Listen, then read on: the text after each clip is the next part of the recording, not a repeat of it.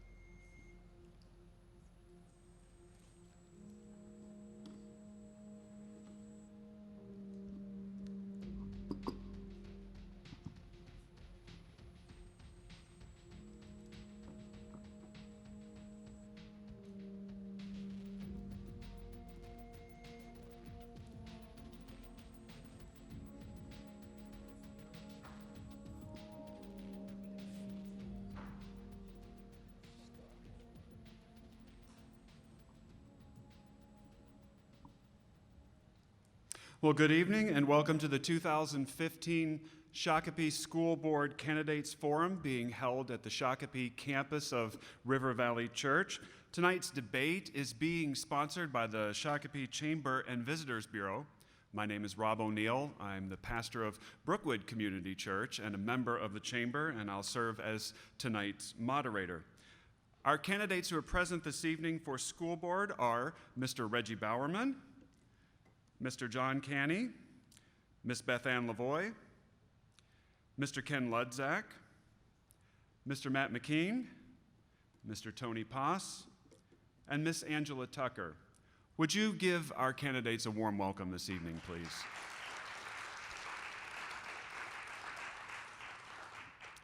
Candidates this evening are arranged in alphabetical order. They're each going to have an opportunity to make a 1-minute opening statement, after which I will ask the candidates questions. Each candidate is going to have 1 minute to respond, and in some cases, their opponents are going to be given 30 seconds to make rebuttal marks. If I choose to ask a follow-up question, candidates will be given 30 seconds to respond to follow-up questions.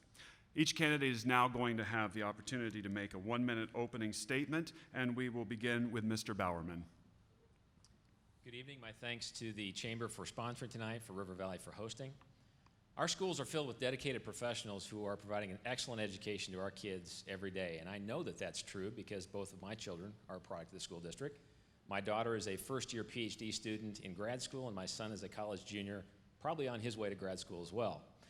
I want the same positive, successful, well-rounded experience that they had for every student in Shakopee, regardless if they're on a career path or a college path. So I'm running for re-election to the school board because I want to keep the schools strong and of the highest quality. And to be very honest, it's to also see through to completion the successful referendum projects that we passed recently that I'm already working on. I've been serving as school board chair or vice chair for the last 4 years out of a total of 6 on the board. And I'd like to continue to offer my leadership and my experience to the school board and to the district if I'm fortunate enough to be reelected. I look forward to continuing to serve this district and our schools, again, if I'm fortunate enough to be reelected. Thank you. Mr. Canny. Good evening, and thank you for this opportunity. Thank you to the Chamber, and also a special welcome to Mr. Thom's class, who is here tonight in strong attendance, and thank you for inviting me this morning to your classroom. As Mr. Bowerman said, we also have kids in the district. It's a very exciting time to see where the schools have come over the last few years, and I think it builds into kind of a crescendo in where we're at with the referendum. I have experience in teaching as far as a 3rd grade teacher, 5th grade teacher. I have experience as a principal and leadership both in Wisconsin. Please don't hold that against me. And then also here at Sweeney Elementary. And then transitioning from my educational career, I moved into owning my own business.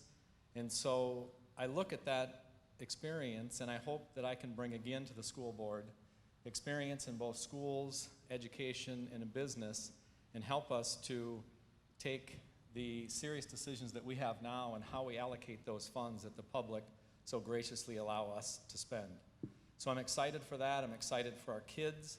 I look forward to continuing in the path that the district is headed. Thank you. Ms. Lavoie. Hi, thank you again for being here, and thank you for watching this debate if you're actually not here. I am a former teacher as well. I taught high school, and I have also moved on to teaching at the university level. I teach in Mankato right now. My background is in science education, so I have a love for that. And the reason that I'd really like to run for school board is because I want to make sure that all of our kids stay connected to school, whether they're in the really big high school that has really good plans coming forward to make it feel smaller to them, or whether they're elementary kids who just don't love school so much because they want to play. We really need to make sure that we're keeping our kids connected. And to do that, we need diverse learning opportunities for all of them. And in addition to that, their whole people and their whole brains need to be educated, Yes. so we need to have art and PE and movement and things like that for them. Mr. Ludzak. Hi, my name is, excuse me, my name is Ken Ludzak. I'm a 16-year resident of Shakopee. I'm married with 4 children. 3 of them are Shakopee High School grads. I've got a sophomore in high school, and the first thing I want to say is I'm impressed with the quality and the quantity of the other candidates we have here tonight. I think it's important to serve in the community that you benefit from. For me, that's meant serving in youth ministry at my church. It's meant serving in youth sports in the community here with the goal of helping young people, including my children, become valuable citizens in the future. I've come to a point in my life where I feel like I need to serve more in the community as a whole, and my background is in education. I have a passion for education. My undergrad degree and my original work, first few years of professional experience were in teaching, and I felt like school board would be a good place for me to offer the years of experience I've had in other areas to benefit the community of Shakopee. So I hope I can show you amongst these good people that I'm a good option for a candidate for school board. Mr. McKean. Thank you to our hosts, River Valley Church and the Chamber of Commerce, and thank you to the rest of these candidates for running. It's great to see such a robust panel of candidates. My name is Matt McKeon. I'm running for re-election. I've served for 4 years. I got into this 4 years ago to be part of a dramatic increase in the quality of education in Shakopee.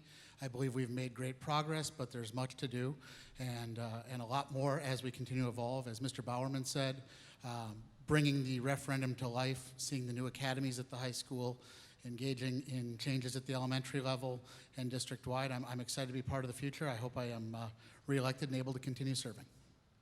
Mr. Poss. Thank you. I'm here because I want to bring trust back to the school board. I think there was a little lost of respect for the school board when the first referendum failed. And as the only member that's been born, raised, and graduated from Shakopee, I think there's traditions that I can hold on to and bring forth through my being part of the school board. Ms. Tucker. Hi, I'm Angela Tucker. I have 2 kids in the school district. I have a senior at the high school, and we are lucky enough to start our journey again with a 3-year-old at Stepping Stones. So we are committed to Shakopee for the next how many ever years it takes him to get there. Since we moved to Shakopee, I have been very engaged in our community. I have served on the CPAC committee, which is a Special Ed Parent Advisory Council. I have been on the Curriculum Advisory Council. I've been on the Facility Task Force, the Strategic Task Force. I'm very committed and very willing to want to work with our kids and our students. I am one of those who thinks of all kids, especially having a kid with special needs. You really need to be able to have a whole picture. So I appreciate the opportunity. Thank you to the Chamber. Thank you for being here, and look forward to a good night. Well, candidates, we begin with a somewhat philosophical question this evening, and that's, what is your view of public education's purpose? What is your view of public education's purpose? And Mr. Canny, we'll start this round with you. Just as I'm taking notes. All right. Well, when you look at what we're empowered to do as far as educating, our goal is to help kids to be lifelong learners and productive citizens. So philosophically, that is a big task, and it's something that we're charged with. And I would say along with that is, how do we instill kids to be lifelong learners and be excited about learning. As we progress with technology and with the mandates from the state, it becomes harder to make it exciting to learn, and it's still, though, a great responsibility for we as educators and what we can do to help learning be exciting, and also how can we gear learning towards individual students as far as how they learn best. Thank you. Ms. Lavoie, what is your view of the public education mission, the purpose of it? It's hard to argue with any other educator about what they think the purpose of education is, because we all think it's about real-world learning and going on to be a citizen that can be productive and do lots of different things. One thing that would be really important in this era of technology is remembering that kids have access to information 24/7, and so they know information. They just need to learn how to use the information they can find now, and that's really different from giving them information, which is what we did in the past. Mr. Ludzak, the purpose of public education.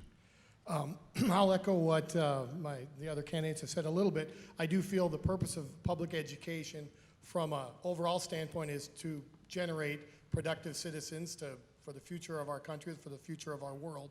I think the challenge, and this wasn't the question, but the challenge in public education is we do have a diverse level of students, a diverse background of students, and the challenge for a school board like us or a school district like Shakopee is being able to provide that education that's going to make them future citizens, productive future citizens to all those diverse students. But the goal is still the same for everyone.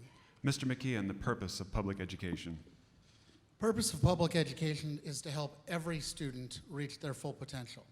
That means finding the right way to engage with them, maybe finding a way to have them be interested in coming to school. I was just fortunate enough to be in Nashville, where they're implementing they've implemented an academies approach, which is all about finding areas of interest so the students wake up and want to come to school. One of the things that was an amazing stat, just a fundamental stat in my mind, when they started their process at 80% average daily attendance. And I said, 80% isn't that bad? Well, that's every kid misses 1 day a week. How are they supposed to learn if they're not there? So what I see is bringing students into the fold, let them have some input in their learning, what's right for them, what helps prepare them for lifelong learning and college and career. Mr. Paas, what is your view of public education's purpose? I think the purpose, we need to give them, and like the other people have all said, we need to give them the direction and the tools so they can move on in their future, whether it's career or education or wherever you have you in life. It's not just about education always, it's about life experiences down the road. Ms. Tucker. I believe that we need to work with our students to give them the tools that they need to be successful for life outside of high school. Not everybody's going to go to college. Some people are going to go right into the career force, and some kids just aren't going to be able to do that. And so we need to be able to give all students the ability to be successful. But I also think we all, even in the elementary grades, we need to have kids engaged. We need to have kids active. I think sports and activities are great opportunities to learn how to be team members, how to build some leadership. So I think there's a lot of things that we can do as a school to give these kids opportunities to be well-rounded for their life outside high school. Mr. Bowerman. I would say, in addition to what everyone else has said, it's about opportunity. Schools have a responsibility to turn out educated young people who are prepared for whatever comes next for them, be that college or career. If you look back, I'm an old history major, and if you look back at the original states, the colonies and then the states, they actually mandated in their constitutions, in Minnesota's as well, that you will provide an education for all citizens. This is something that we as a country have taken seriously, and to this day, is something that we believe is important, that our children get a foundation in learning, that they can then be prepared for whatever opportunity that they choose to pursue.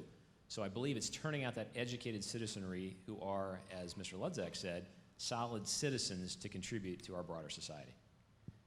Well, let's get historical for just a second. What in the past 3 to 5 years has the school district done well, and what has it done poorly and should change? And Mr. Ludzak, will begin this round with you. In the past 3 to 5 years, I think the big issues, obviously, that have come up that we're all aware of are the referendums. I think I can point to those and say the first referendum was not done well. It was not presented well. I don't think they vetted the ideas with the public as well as they should have, which I think led to the resounding defeat. I think the second referendum, they learned from their experience a little bit and did a much better job of taking the input from the community and presenting something that the community would accept. It's a learning experience, but I think that's something that with the failure of the first referendum cost Shakopee a lot of time, energy, and some money, and those are the kind of things we need to avoid going forward. Mr. McKeon, what has the district done well and what should change from the past 3 to 5 years? Well, I would certainly agree with Mr. Ludzak, right? We presented a vision that had been worked on by the 2010 Facilities Task Force, and it wasn't the right vision. It, as Mr. Ludzak said, maybe we didn't vet it out, maybe we didn't have a current task force vet it. It was a mistake, it didn't pass. We did stop and we learned, and to our credit, we spent a lot of time, we engaged with hundreds of community members for dozens, scores, maybe even hundreds of hours with volunteers who wanted to help make Shakopee a better place. It was fantastic to see that level of passion and interest in the quality of education in Shakopee and getting it right, and I believe that's been one of our best successes, is that we have gotten it right. Now we actually have to make it happen, not just a ballot measure, but make it come to life. Additionally, what we've done well in the last 3 to 5 years, well, let's see, we're winning awards for school finance, and our academics are dramatically rising every year. Mr. Paas, what has the district done well and what should change given the past 3 to 5 years? I think they've done well with making with the failed referendum and everything. They had a crunch. We obviously have a crunch where all the schools, and making the class sizes work accordingly to make it easier on all the students, even though we are smaller. I mean, they had to make it work in the smaller class sizes, and the teachers with having more students than what they really should have at those levels. We also, with the facilities and task force, it did bring back people to give them more of a purpose and more like the community support, and it showed everyone what really we wanted in Shakopee, not just what the school board thought or some of the, they did studies, so it's not like they didn't do the research. It's just it wasn't the right time for Shakopee at that level. Ms. Tucker, what has the district done well and what should change given the past 3 to 5 years? Sure. Well, we did all-day K really quickly. We added on to all the buildings, and I think that was a great success to do that in a short window of time. We also have saved the taxpayers a lot of money in refinancing our bonds. We also have, this year we have incorporated the Excellence and Equity group that is going to work with our minority population. The referendum for sure was definitely a failure that first time around, but boy, what a learning opportunity we got, and we are so excited to move forward. This is going to be good, and I think this was actually a blessing in disguise for us. Mr. Bowerman, what's gone well and what should change given the past 3 to 5 years? I'll start with the obvious challenge that's been mentioned, that is the last referendum that failed. That was clearly a setback for the district, for the community, but I think it really provided an opportunity for more engagement by the community, and ultimately what we're doing now, I think we all probably would agree the community is universally behind, or at least very strongly behind. So it's turned that negative opportunity or the negative experience into one where the community has rallied behind what the district is going, and consequently there is unanimity behind that. Some of the things that Angela mentioned were terrific in terms of our ability to take a mandate from the state that provided funding for all-day K to get building extensions built as quickly as we did and get that up and running was phenomenal. We have maintained a very strong fund balance. Our financial strength in this district, I don't think people appreciate just how strong it actually is. We are providing more opportunities in extracurriculars for kids to be engaged because we know that when kids are involved in extracurriculars, they perform better academically, and our academic results have been improving year after year after year. You look at our MCA 3 scores, et cetera. Mr. Canning. Thank you. I think kind of the obvious that's been mentioned about the referendum. I would agree with Mr. Bowerman that something that didn't go as well turned out to be a great positive. And I think part of the reason for that was that in the meetings that we had as a large group of really nearly 100 people, there were no options that were off the table. And I really felt that, and I'm hoping that people felt that they had a voice in how that, how the proposal was finally concluded. When I look at strengths, I'm not sure that everyone in the background knows how much effort goes into testing, how much of a stress that is on districts. I think one of the hires that the districts made in hiring Dave Orlowski to help teachers and principals dissect data and help teachers understand, okay, these are the skills that we're deficient in, these are the areas that we have to attack. That truly, I think, was very beneficial. I think also there's a perception that we're spending more money, and that maybe was looked at as a negative in hiring more administration. But it actually, if you look at the spending, it's very close to what it was now per student to what it was 8 years ago. Ms. Lavoie. I think that really what needs to happen going forward, as far as changes are concerned, is to capitalize on the things that are already happening, but to really focus on some of those things and make sure that that momentum keeps going forward and builds. So the community has been involved in the referendum, the community is being listened to, and the community needs to stay involved and keep being listened to as high school planning is done, as changes are made in funding, or as any changes are considered at the elementary levels. In addition, there are partnerships that are being built with businesses. There's this idea of maybe partnering with St. Francis at the high school campus.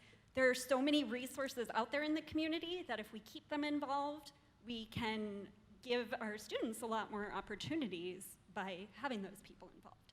So it's just focusing on those things and continuing forward with them. Candidates, thank you for your responses, and allow me now to introduce to you a student from Shakopee High School, Sam Fountain. He is a part of the Introduction to Democracy class at Shakopee High School, and the students from that class have written questions, and he's coming to ask you first one and then a second question during the debate today. Sam? Thank you. Aside from the expansion of our high school, what is the biggest problem facing our school district at the present time? Mr. Pass will begin this round with you. Biggest problem?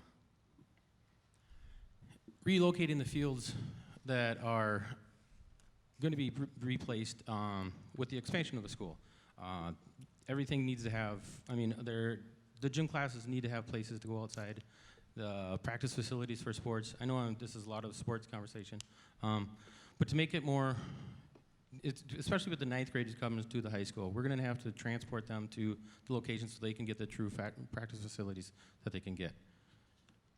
Ms. Tucker, biggest problem facing our district? I think the biggest problem that we face as a district is our diversity. We have such a unique diversity pool of our population. Getting them engaged and active in our schools is highly important, and I think if we can get them engaged and active, we'll see that in our test results.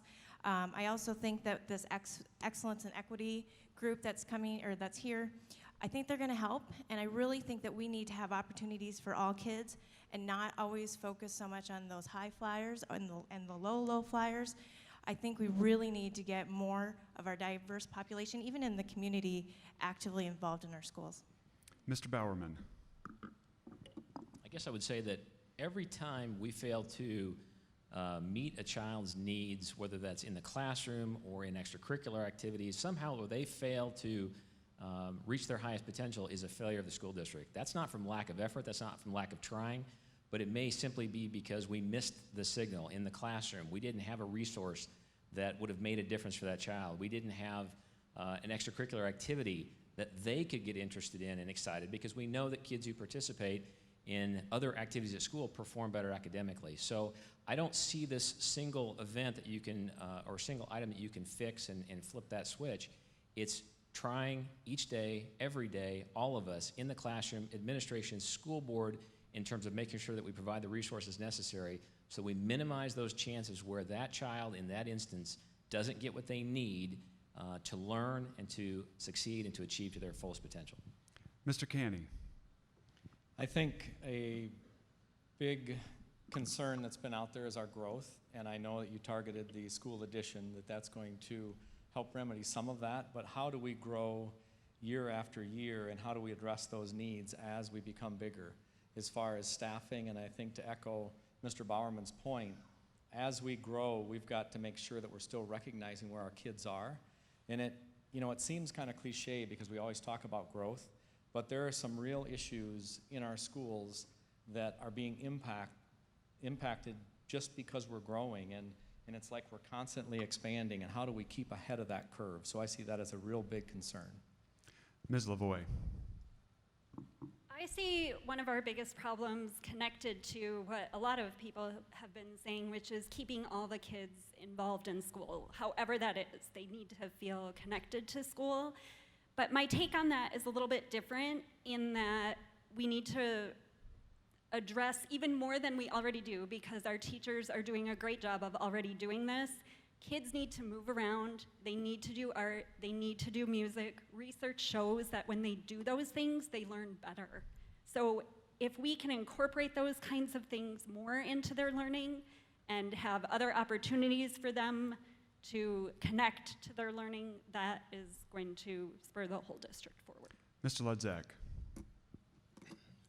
My son who's in high school would say later start times for the high school is the biggest problem. But it's a one, you asked for one thing, I'm gonna mention two. One, Angela already mentioned.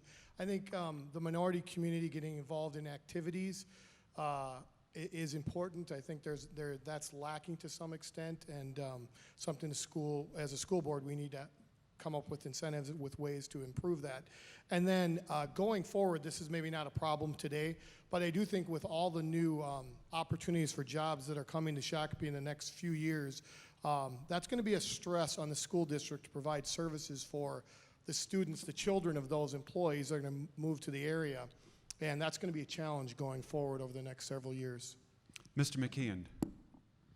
Yeah, I said it before, but I truly believe that the voters supported expanding the high school with the academy focus. Well, we all had an idea of what that looked like, or we had kind of a vague picture. Now we have to make that come to life and really see the impact that other districts that are doing that happen, really see that transformation of student learning and engagement through areas of interest, whether that be the arts and whatnot, or more science-based, based on the student's aptitude, and really figuring out how to have personalized learning, what's best for them and what they're interested in. Well, candidate Sam has one more question on behalf of the democracy class. STEM, science, technology, engineering, and mathematics, is an important aspect in the Shakopee education system. What are your plans for growing and maintaining the current technical education in Shakopee schools? Mr. Bowerman, we'll begin this round with you. The first thing I would say is in a few years, so this isn't immediate, but in a few years we're going to roll out the academy's structure in the school. And there are several of the academies that are geared towards STEM-oriented coursework. So that's number one, but that's a few years down the road. Right now, we are starting this year, and I think the community is probably aware of this, the CAPS program. And the CAPS program right now has two partners, one being St. Francis Regional Medical Center and the other being Shutterfly, both geared towards STEM activities. And we expect that to grow and flourish, probably beyond STEM, to be very honest. But those two programs are certainly a focus right now. Speaking as a person who didn't come from a STEM background, I never want to lose sight of a well-rounded student who is exposed to everything that needs to happen in an education. But clearly, the way the economy is going and the kinds of jobs that are predicted to be in the future, the kinds of programming we can offer in STEM, from robotics outside of classroom to the Project Lead the Way and opportunities for kids to get exposure to engineering, for example, in high school, is phenomenal, and we should continue that. Mr. Canny, how can we grow and maintain the current technical education in the Shakopee schools? Well, it's exciting to be talking about a program, STEM and Project Lead the Way, that's nationally recognized here in Shakopee. I think you continue to listen to the students and what their interests are. You look at how do we plan for additional students within the high school that are interested in STEM? How do we make sure we have enough space for that? But I would also echo what Reggie said in that it is part of a well-rounded education. I would also look at the academies are going to help address that. But very much the schedule in the high school is driven by student interest. And so if we as staff and educators can keep that excitement, keep partnerships with businesses, we hope that it grows. But it's really, we react to what the student interests are, but we have an obligation to help encourage that. Ms. Lavoie. I completely agree with everything he just said, and I would add to that that to get that student interest, it has to start younger. It has to start in the elementary grades, and Project Lead the Way is happening at elementary grades. But the teachers need more time and more support to put science and technology into their curriculum at the younger grades so that those kids stay interested and move on to it at the high school level. Mr. Ludzak. I also agree. Working in private business, what I do, I work with all kinds of different companies in almost a consultant role, and a lot of them are heavy manufacturing or manufacturing, design engineering, medical device companies, and they're looking for engineers. STEM's a very important program for getting our students in the position where they can hold those jobs in the future. I think partnering with local businesses is going to be key to making this happen, and we've already started with a couple. We need to expand that, maybe expand it to the surrounding area. I think there's opportunities with technology that's available now, and even more so will be available in the future to get the best quality of education, maybe using technology from some area of the country for our students here in Shakopee. So I think using technology and partnering with businesses is going to be key to making this happen. Mr. McKeon. Yeah, first of all, let me say I agree with everything so far. Great answers. Using technology, as Mr. Ludzak just said, part of our referendum was $2.5 million per year for technology to get into the students' hands and to get better technology into the teachers' hands so they know how to teach with technology. So technology will be ubiquitous throughout the schools. One of the things that I want to stress with the academies, even the students who take the arts and communications path still have state standards. There's still requirements for biology and chemistry, so we are still going to focus on technology for every student, but some students might gravitate towards, you know what, I want to be an engineer, so I really want to take more advanced, rigorous courses and find out if that's truly what I think it is. So we're offering a depth of skill, but also a baseline of skill for all students. Mr. Poss. I think the electronic devices that are going to be implemented into the system are going to help because it's going to even the level the playing field for all the students out there. Some people don't realize or don't have a good feeling of what science, technology, engineering, and math really brings because they don't have the access to the tools. And I think this will help in, like I said, even the level the scoring field. Ms. Tucker. One thing that maybe many people might not realize is this year we started a pilot at the preschool with all day fours, and they started a STEM room that they now have. So our kids in preschool now have an opportunity to get some opportunities with the STEM projects, and I think that's a great opportunity. I think we really need to focus on getting more opportunities for our younger kids. And just as the others had mentioned, this academy approach is really going to give us a great opportunity to give kids different tools and a different perspective. So I think we're on the road. We just have to start and grab these kids a little younger. Now for the next question, we're going to turn first to incumbents and then to challengers. And incumbents will begin with you. What work on the board are you most proud of? What have you done on the board that you're most proud of and why? And we'll begin with Mr. McKeon. Well, it's been talked about a lot, but passing a referendum resoundingly with strong community support.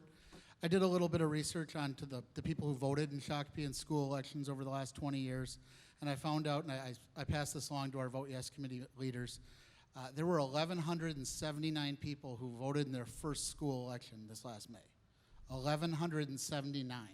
So through the efforts of the Vote Yes committee, through the Guiding Coalition, the Facilities Action Team, to everybody who showed up at an event. It was just a resounding success. I think to our credit, we listened. One of the groups that I don't think we've credited enough is administration for coming up with the Academy's approach, because as a board, we were pretty well dead set on valuing small learning communities, not wanting our kids lost in the number of being 1 out of 3,200 in a building. So the Academies really allows for that small learning community and that personalized learning.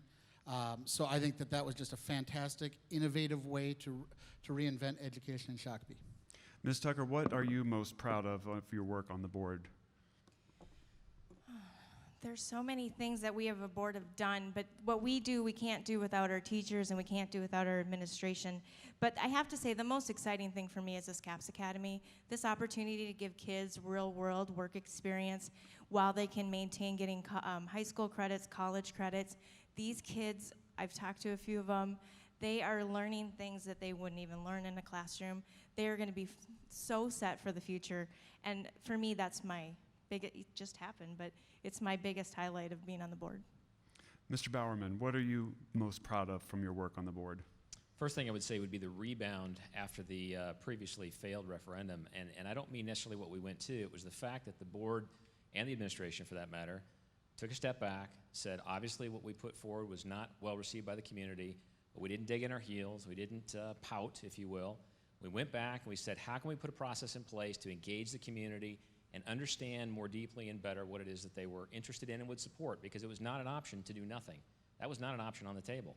So consequently, we put a process in place, we engaged hundreds of people, and we ended up with a referendum that passed overwhelmingly. So that process is one of the things I'm very proud of that led to a successful outcome. A second thing I would say, and I alluded to it before, is the improving results in terms of our academics across the board in our district. When you look at our MCA 3 scores over the last 4 years in reading and 2 years in math, we are outpacing the growth of any other district in the metro. And the third thing I would say is the financial strength of the district, which I think is understated and undervalued given the strength of our general fund balance and the financial strength of the district. Now, Mr. Canny, you are a former member of the school board, and so we look back to your days on the school board before. What was the work that you did on the board when you were on it before that makes you most proud now? I think the positive relationship that we had with teachers and staff in negotiating, very kind of give and take negotiating, not kind of who can best whom. I also look at, we were able to set aside a fund to pay for future obligations that we had negotiated in years past with teachers as far as benefits go. And we also worked very hard to keep class sizes down. Those are important things, but probably the biggest thing is the work that we did on how can we really focus on each individual student and what can we do as educators to target specifically where they're deficient, and also look at, what are we doing well and what is it that we're doing to have our kids perform well in that area, and really dissecting that.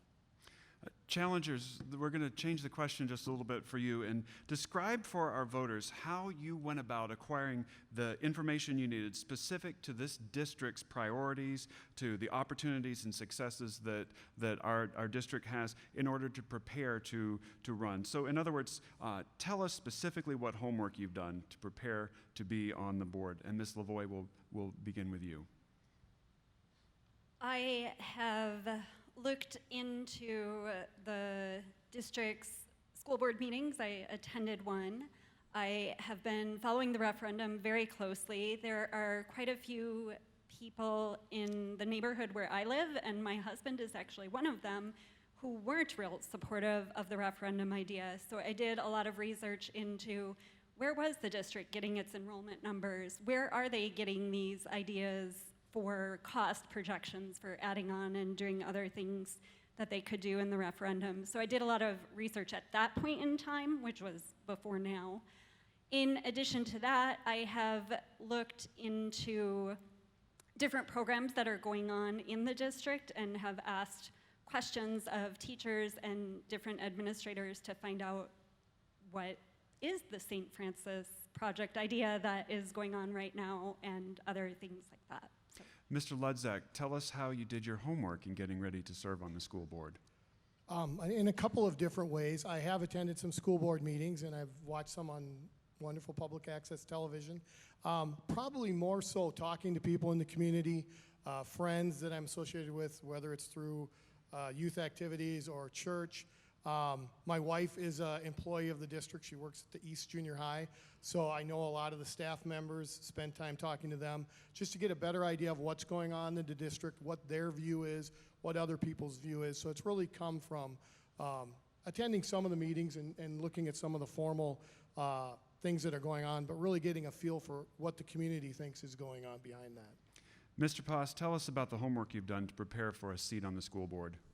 My homework's kind of been my lifelong experience in Shakopee. I graduated from here, like I've said. I've always been a follower of all activities, from sports to arts to education. And just recently, 2 years ago, when the Operations and Facilities Task Force started, I got involved with it more from a different avenue. And then this last summer, now with the outside committee, there's a feeling and knowledge that I'm just getting used to, and I want to keep going.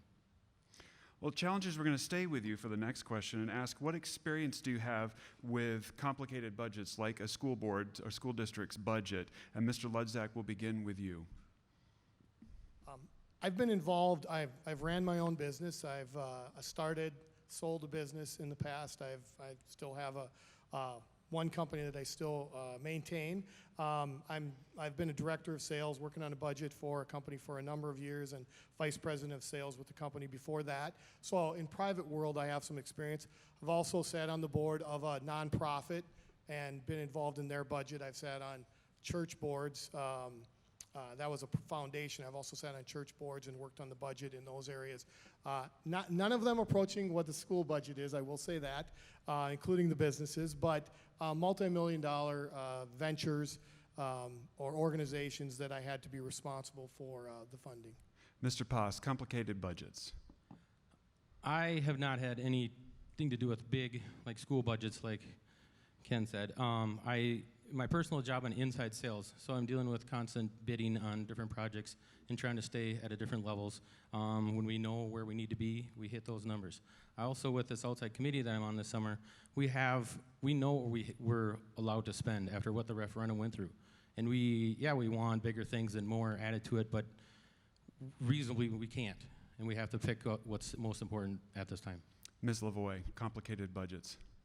I would not say that I have run a complicated budget of any sort. I have run small grants at Minnesota State University, so I've managed those budgets. I have a very large course that I teach there, and I have to manage that budget. And of course, there's everyday household budgets, learning how to invest, learning how to save for my kids' college, factors like that. I would definitely put time into learning what I would need to know to manage a large budget.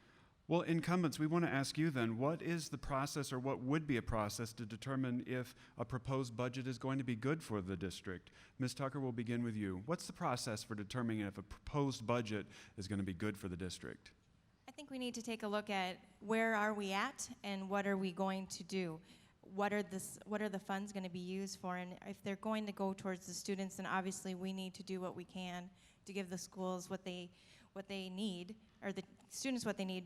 But I have to say, we have a really great finance group that does a really good job at educating us, preparing materials for us, and giving us insight into what all the budget items are. It is a large amount of money that we're dealing with, but we've won finance awards. Our budget is good. Mr. McKeon, what's a good process for determining if a budget is good for the district? First of all, listening to our experts, right? As Angela said, we have an outstanding finance team that has now won 3 years in a row the state award for financial excellence, right? So they know what they're talking about. And one of the things that a lot of people don't really understand or know about is we get a lot of money from the state, but much of it comes with pretty specific strings and where it has to be spent and how it has to be used. So we have to rely on our experts, our superintendent, assistant superintendent, district office staff, principals, teachers, need to find ways to maximize our dollars. From things like having a 7-period day, there's impacts if we wanted to change that schedule, to spending on teacher contracts, technology that we put in. The bottom line is, does it get in the hands of kids, and is it best to help them raise the quality of education? Mr. Bowerman, how does the district decide what's a good process? Some of it's basic math. You start with your revenue projections and you understand what it is you have to spend. And as Matt just alluded to, there's funds that comes from the state that's earmarked, Title I dollars, et cetera, things like that. So you don't have an opportunity to spend those in other ways. So you start with the revenue coming in the door. You look at the strategic plan that the district has in place, and you identify those areas that you're trying to focus on, and then you try to put plans in place and the resources behind it to achieve those objectives. So it's a very complicated process, especially on the revenue side, because as folks probably will remember, it wasn't but a few years ago that the state had a promise of funding the schools, and this is statewide, including Shakopee, to a certain level, and because of budget constraints, they couldn't do it. And so consequently, you had districts that were having to lay people off, take out loans, and pay interest. Shakopee did not have to do that because of the financial strength of the district. So we've done that very well, and we would need to continue that. Mr. Canny, what's the process for determining if a budget is good for the district? Well, I would agree that we need to look at our experts in that area and not micromanage, but we also need to ask good questions. And what are we doing to be good stewards of the money that's allocated to us?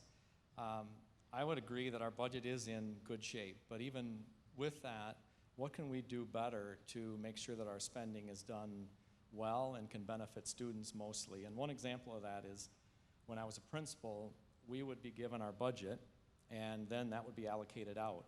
And I'm a very strong proponent of site-based budgeting because I think it creates good spending, it gives teachers ownership, and I was amazed that coming into a district that didn't have that and then implementing it to see the way that teachers flourish when they have control over their funds and how much better they're spent in doing that.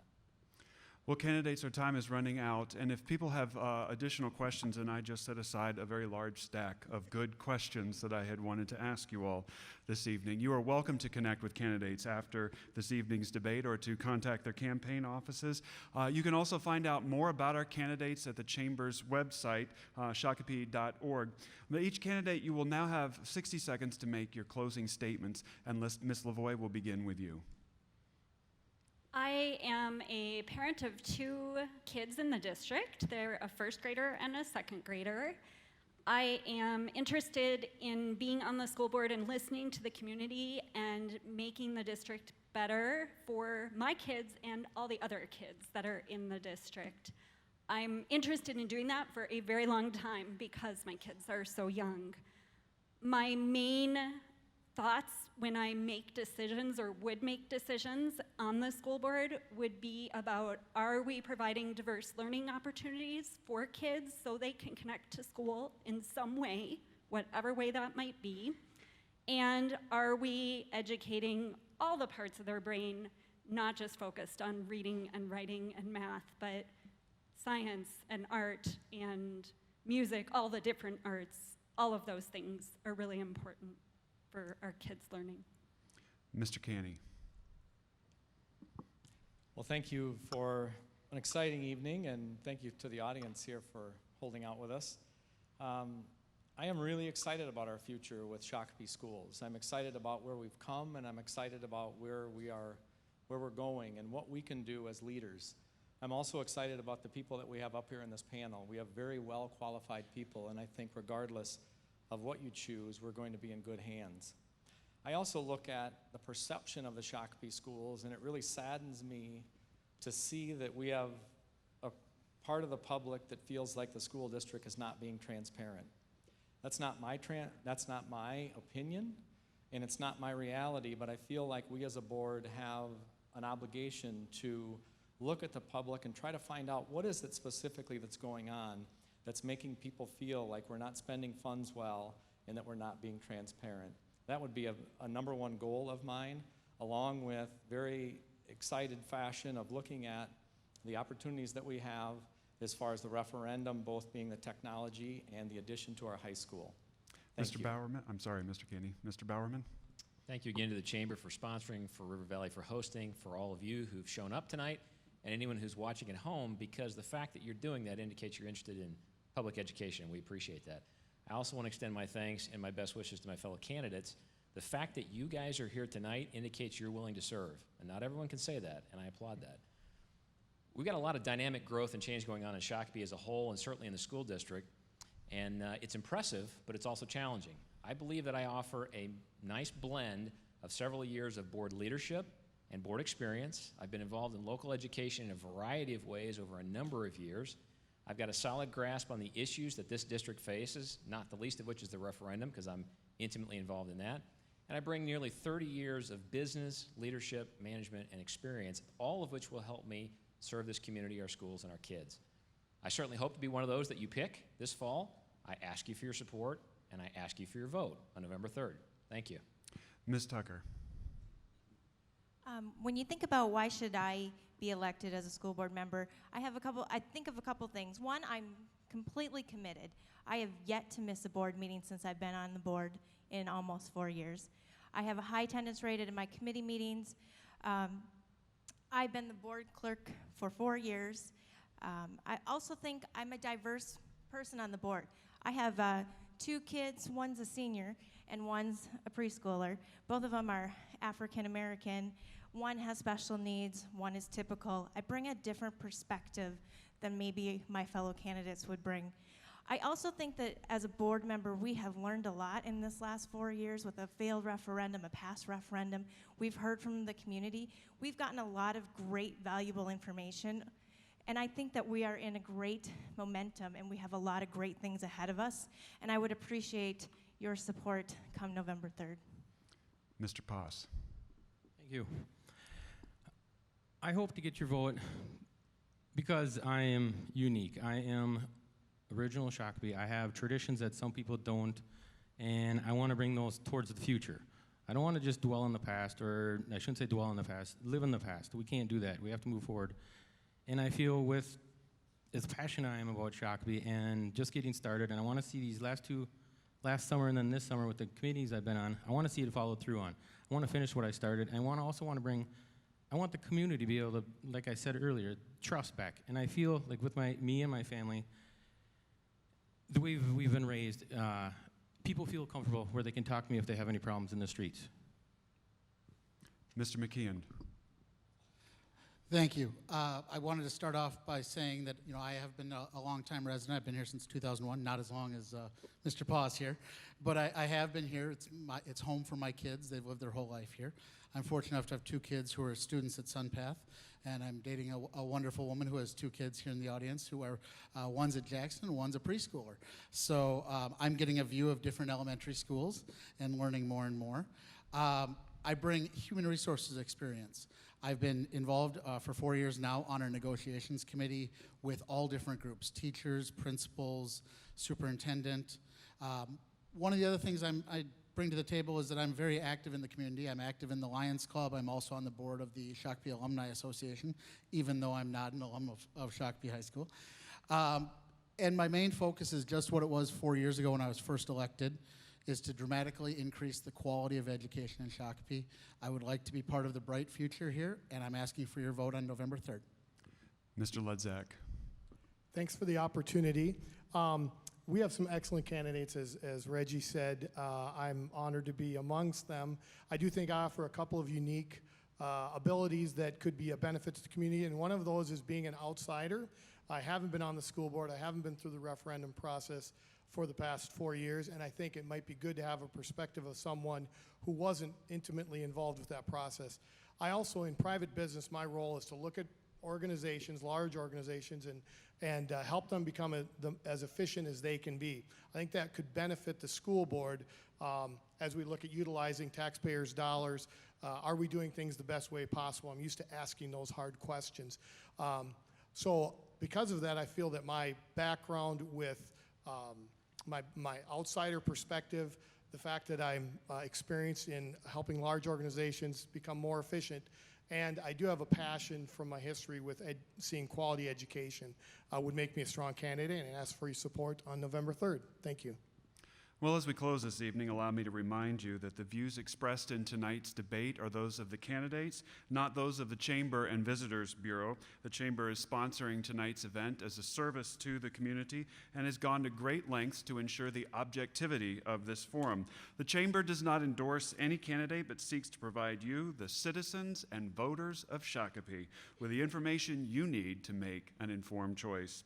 We want to say also thank you to our candidates this evening. Thank you to our hosts, River Valley Church. Thank you to Shakopee Kids Voting. And please remember to vote on Tuesday, November 3rd.